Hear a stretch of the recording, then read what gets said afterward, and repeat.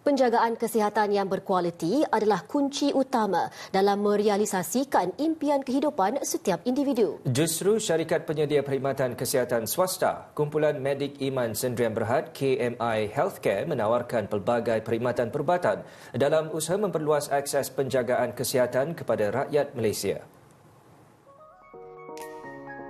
Menurut Ketua Pegawai Eksekutifnya, Dr. Raini Azmi Ali, perkhidmatan kesihatan yang selamat, berkualiti serta direka bersesuaian dengan setiap individu menjadi teras kepada syarikat itu.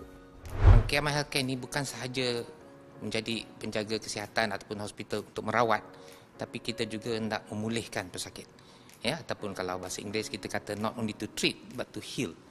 Jadi sebab ada penyakit-penyakit yang kita tak boleh nak rawat. Tapi sekurang-kurangnya kalau pesakit itu pulih, dia akan pulang dengan rasa gembira, rasa selesa untuk datang semula ke hospital kami. Memiliki 5 rangkaian hospital di seluruh negara, KMI Healthcare menawarkan rangkaian perkhidmatan luas termasuk penjagaan pesakit luar, pembedahan, diagnostik dan kecemasan.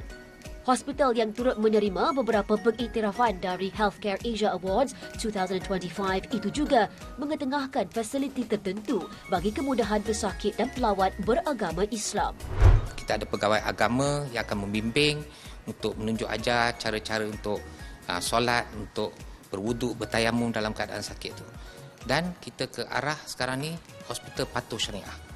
Bagi memastikan persekitaran penjagaan kesihatan berkualiti, hospitalnya di Kuantan dan Terengganu turut dibina khas dengan bilik perseorangan untuk memastikan privasi dan kawalan jangkitan yang lebih ketat.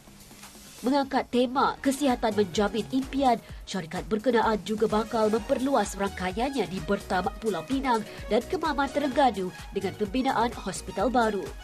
Untuk maklumat lanjut mengenainya, layari laman Sesawang Tertera.